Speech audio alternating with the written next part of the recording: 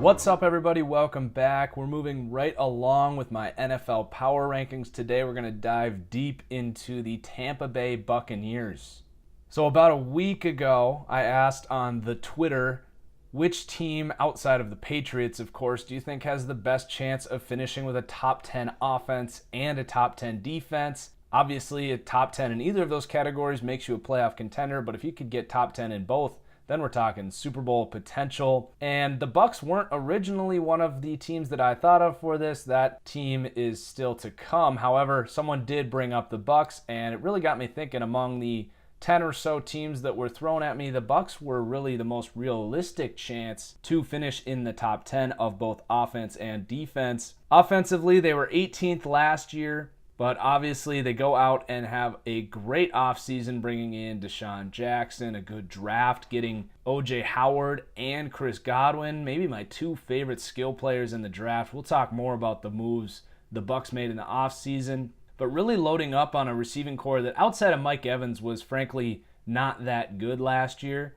So the potential is definitely there for them to finish in the top 10 offensively. If they don't get there, it will be because the offensive line, it's a below average group. It's not terrible. There's much worse offensive lines. And luckily, Jameis Winston is one of those quarterbacks that can move around in the pocket pretty well. Definitely one of the better quarterbacks at extending plays when the pass rush is hitting home.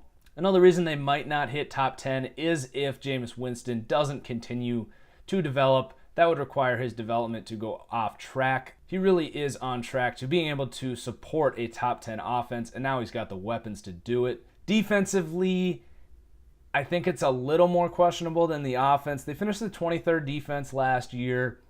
Now, that said, towards the second half of the year, these guys were playing like a top 10 defense. They were really holding good offenses to low-scoring games, keeping that offense in the game. Does that transfer over to this year? You would like to think so. My biggest concern with this defense is going to be that exterior pass rush. I mean, William Golston and Ayers, it's not a good edge rush. So that might cripple the upside of this defense, but it's still going to be a really good unit. Would not be surprised if they got to that top 10. So what does this all mean? Where do I think the Bucs finish? So I have them 18th in the power rankings, one spot ahead of their division rival Saints. Their over-under is 8.5. And as we take a look at the schedule here, I think that's about right. It's a pretty tough schedule. They're going to have a good start, I think. I think they could take out the Dolphins and the Bears early, but then a really rough stretch. Finishing up with that Cardinals game, I don't know if they're going to be able to win that. They would have to, I think, win one or two of those games to have a chance at the playoffs. It gets easier in the back end, so maybe a late season push, but I do have them finishing between 7 and 9 wins. So I would take the under if I had to take it, but I'll probably stay away just because I want to be cheering for this team. They do have a lot of excitement, and I think a really high ceiling as it comes back to that top 10 offense, top 10 defense thing. Now, their over-under and their division odds are lower, actually, than the Saints, who I just ranked one spot below them. And I had a pretty optimistic outlook for the Saints, too. I said that they could finish with 10 wins. And this is where the whole power rankings conflict comes in, because while I think the Saints probably will have a better win total, the Bucs could end up being the better, higher potential team. So that's why they come in higher. And that's reflected in their Super Bowl odds as well. The Bucs are actually 33-1 to win the Super Bowl, where the Saints were 40-1. So if you really think that this is going to be an explosive offense, if you don't think that offensive line is going to be a problem, and you think this defense can pick up where it left off, well, 33-1 is not a terrible pick. That's kind of Atlanta-esque in terms of the trajectory for this team. But I do kind of agree that they might be the least likely team in this division to win the division. Just from a consistency standpoint, the other teams are just so solid when it comes to the quarterback and what the identities of those teams are. I think this is a really tough division, which definitely hurts the Bucs. But again, I think this team has a ton of upside. I'm really excited to watch the Bucs. And if they end up winning this division and even a playoff game or two, would I be surprised? Absolutely not. So Bucs fans and people buying into the Bucs hype might think that my under prediction or the 7-9 win prediction is way too low. I tend to lean on the side of the rest of the teams in this division, at least during the regular season. But should this team get in, they're going to be one hell of a tough matchup. I would only say that the game-to-game consistency for this team and their ability to really knock off tough teams, especially on the road, I'm just not sure they're ready yet. So let's go through this depth chart now, look at some of the holes I might be talking about, and some of the players they added this offseason. Starting with the quarterback now, Jameis Winston. I think he's right there on that fringe of top 10 quarterbacks. I have him tied with really a group of 80 overall guys in terms of Madden here, as you see. I think I like him slightly more than Marcus Mariota, which actually surprises me because I did not like Jameis coming out of Florida State. I liked Mariota much better, but I actually think Jameis's game has grown a ton at the NFL level. He still throws too many interceptions, as do most young quarterbacks. Marcus Mariota has that problem too. But I think now with the new weapons, we might see Jameis step into that top 10 radius now in 2017. Backing Jameis up is Ryan Fitzpatrick, who comes over from the Jets, one of the best backup quarterbacks in the league. If anything were to happen to Jameis, this team would remain competitive. Then Ryan Griffin behind him. At running back, this is a really good group of running backs. Doug Martin, really not relevant last year. Another reason to be optimistic for this year in terms of the offense. You could consider Doug Martin actually as an addition to this team. A top 10 running back in terms of talent. Does he put it together and keep those off the field issues out of hand? If he does, he's going to thrive in this offense. I still think he's a tremendous fantasy sleeper. You do have to deal with that suspension for the first 4 games, however.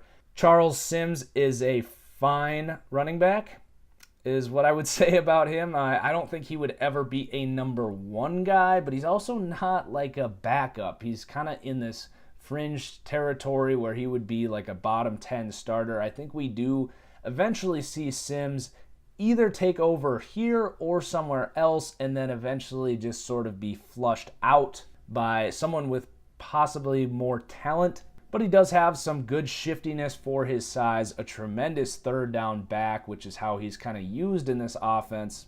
Jacquizz Rodgers had a great season last year. And just to think what Doug Martin could do if Jacquizz Rodgers had that much success, kind of a journeyman. Jeremy McNichols, a lot of people think he's a lot like Doug Martin. I wasn't quite as impressed by McNichols' game tape. There's a reason he was a 5th round pick, not a 1st round pick like Doug Martin was. I don't really think he has any plus traits outside of maybe catching the ball out of the backfield, but we'll see. And then Peyton Barber, an intriguing 5th backup there in Tampa Bay. I would think all 5 of these guys end up making the roster. So a really deep group of running backs. Onto the receivers. Mike Evans, the number 1. Tremendous receiver. A lot of hype coming after last year. I think a touch overrated. I say that with some hesitation because he is a fantastic receiver. I don't think he's A.J. Green. I think he's closer to Alshon Jeffrey than he is to A.J. Green. But tremendous hands. He does have some drop issues. How good of a route runner can he really develop into with his quickness being sort of average, top end speed sort of average, but that size just incredible. But I do question what his true ceiling is going to be now that they have a bunch of other weapons here. I think his statistics will come down a little bit if you're thinking about him for fantasy. Deshaun Jackson comes in. He's definitely still got it. I'm really excited to see how Tampa Bay uses him. Jameis is going to be looking to air it out to him. And I think he has a pretty good year. Chris Godwin was a guy that I really stuck my neck out for in terms of pre-draft. I thought he was the 3rd best receiver in this draft behind Corey Davis and John Ross. I definitely like him more than Mike Williams, who unfortunately might not get to play this year. Unfortunately, the landing spot for Chris Godwin, he's going to be a 3rd wide receiver, probably not going to be on the field too much as Adam Humphries is the slot guy. So it's going to take Deshaun Jackson or Mike Evans coming off the field or for them to run 4 wide sets. But with these running backs and the tight ends here, I just don't think we're going to see Chris Godwin on the field too much, but a guy that should develop really well. Deshaun Jackson's up there in age. Eventually we will see Chris Godwin. And I think that pair of him and Mike Evans in like 3 years, we could easily be saying this is the best wide receiver duo in football. Behind those four, it's really thin. This is kind of the lack of depth that they were dealing with last year. They did have Russell Shepard leave, who I actually kind of like, but Josh Huff, Darrell Walker, Bernard Reedy, Dante Dye, Freddie Martino, not really anyone you're too excited about there. They're going to have to stay healthy at receiver. They don't want to get too deep into this depth chart. At tight end, Cameron Brate technically still the number one tight end. That said, I thought O.J. Howard was the best player in this draft. I'm not even kidding. I mean, freak athlete tight ends don't come around too often, especially freak athlete tight ends that are 6'6" and block like O.J. Howard does. I don't see how Cameron Brate can hold off O.J. Howard, honestly. But regardless, a really good set of tight ends there. Cameron Brate had a fine year last year. Definitely limited upside from his athleticism, but a really good tight end. Just got paid as well. But, I mean, man, the Bucs just could not pass on O.J. Howard at 19. What a steal. Then Luke Stalker, Trevin Westbrook, the depth there at tight end. And then this offensive line is kind of an eyesore compared to the rest of this group, which is super exciting. I mean, the tackles are fine, but DeMar Dotson, a good right tackle, but Donovan Smith, pretty much a struggling replacement level left tackle at the moment, still developing a second round pick from a few years ago. If he could really take a big step up this year, then I would really start to think that this is going to be the team in this division for years to come. Obviously, Atlanta very young, but essentially this left tackle spot is going to be a pivot point for the success of this team and possibly a focus in the draft next year if Donovan Smith doesn't take that step forward. J.R. Sweezy, a fine left guard, Joe Hawley, a bunch of depth on the interior here. I mean, Caleb Beninick, Kevin Pamphile, Josh Allen, Evan Diedrich Smith still playing. So I think there's going to be some competition there between left guard and center, but we'll probably see J.R. Sweezy. And then Ollie Marpet, a really good right guard, probably the best lineman in this group. Might be playing some center. We'll see where he ends up playing. But regardless, the interior of this line is probably going to be moving around a little bit. And then DeMar Dotson, a good starting right tackle. Probably don't have to worry about that for a few years. So this offense has all the makings. I worry about the offensive line, but I think it's going to finish as a top 12 group. If it finishes top 10, I won't be surprised at all. I think their ceiling is going to be capped off around the 6th or 7th best offense just because of this offensive line isn't really going to be controlling defenses at the line of scrimmage. And then flipping over to the other side of the ball, the defense, like I said, had a tremendous second half last year. How much of that carries over? I think a good majority of it does. I think there will be some natural regression just because of the pass rush here. You got William Golson and Robert Ayers are your featured edge rushers. I mean, I'm not sure either of these guys are even complementary pass rushers that should be starting.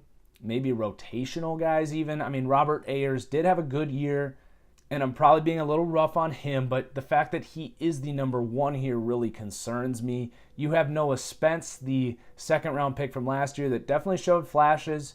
Wouldn't be surprised if he kind of takes over William Golson, who's kind of fading out, to be honest. Golson more of a stopgap run defender, and then not really anyone I'm too intrigued to develop as a pass rusher. Devontae Lambert, Ryan Russell, Channing Ward.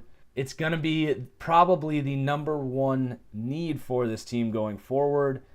On the interior, however, this is right there for the best duo of D tackles in football. It might be number one. I can't think of a better one right now as I'm filming this live. But Gerald McCoy, fantastic, top 3 or 4 D tackle. Not much to say about him. And then you add Chris Baker, who was incredible last season for Washington. This is going to be a force on the inside, and it's only going to help those edge rushers. The question is how much. And then Clinton McDonald, a good rotational depth there. Stevie Tu'i Kolavatu, 7th round pick. And Silver Saliga will rotate a little bit, but a really good group of D tackles there that are going to set the tone for this defense. At linebacker, they did use 3 linebackers a ton with Daryl Smith last year. Daryl Smith no longer here. Cameron Lynch set to be that strong side linebacker that Daryl Smith was last year. We haven't seen Lynch play at a high level yet, so I don't know if it's going to be him or Jacquez Smith, or potentially they get Kendall Beckwith, the 3rd-round pick out of LSU.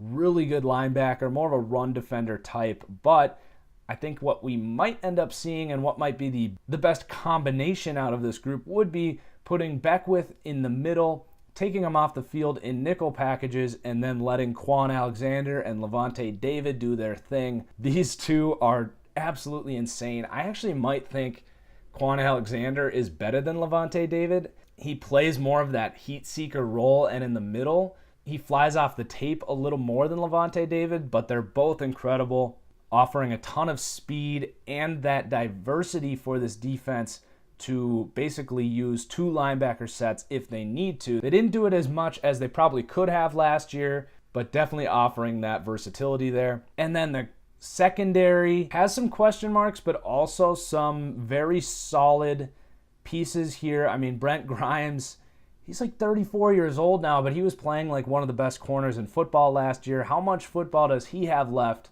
If he started to decline, that would be a huge problem for this defense, because Vernon Hargreaves didn't play great last year. A lot of rookie corners struggle, though. I think he'll continue to grow and be a good corner, especially with the surrounding help he's got here. And then the depth is pretty concerning as well. So if Brett Grimes got hurt, I think this defense would be in trouble. Josh Robinson, Javian Elliott, Cody Riggs, Jude Ajay, Barima, Robert McLean. So you can kind of see the hole here in the cornerback position. It's fine with Brent Grimes and Hargreaves, but I don't love anyone after that, frankly. And then the safeties, it's actually a little better than I thought it was going to be when I first looked into it. OurLads.com lists Ryan Smith as the starting free safety, 4th-round pick from last year. So does he start, or does Keith Tandy start at free safety? Tandy had a fantastic year. He was one of the higher-rated Pro Football Focus free safeties. And really, when he started to play in the second half of the year, playing for Chris Conte, who I think is just terrible. I don't understand how Chris Conte is still on an NFL roster. But Keith Tandy really had a great year last year. I would think he's going to be able to hold off Ryan Smith, who's a young player, and take over as the starting free safety here. They signed J.J. Wilcox from Dallas. We haven't really seen Wilcox in that true starting safety role. He was the 3rd safety in Dallas for the last couple of years. So we'll get to see what he can handle. And then Justin Evans taken in the 2nd round here. So they're clearly focusing on the safety position. They aren't comfortable yet with their starters. So it rounds out kind of a suspect secondary, but still some potential for the secondary. So I think after going through this depth chart, you can kind of see what I mean in terms of the consistency concerns for this team. If they had an injury or two in really any position, it's going to start to hurt them. I mean, offensive line, really all across the board. They've got their starters, but no team can really avoid injuries. The upside for this team is great. I think the upside for this team would be the best team in this division. Outside of maybe the Panthers, I don't think any other team can say we're going to have a top 10 offense and a top 10 defense. Have my concerns about the offensive line and the pass rush, which is why I think they go under the 8.5. Bucks fans, let me know your thoughts. Do you think I'm right about the under 8.5? What are your expectations for this season? And then before I head out, just a little reminder, I am running a Madden 18 giveaway on Twitter, so head over to @TFG_football to take your chance at winning a free copy of Madden 18. So that's going to do it. We'll see you guys next time for the 17th team on my power rankings. I hope you enjoy it. Peace out.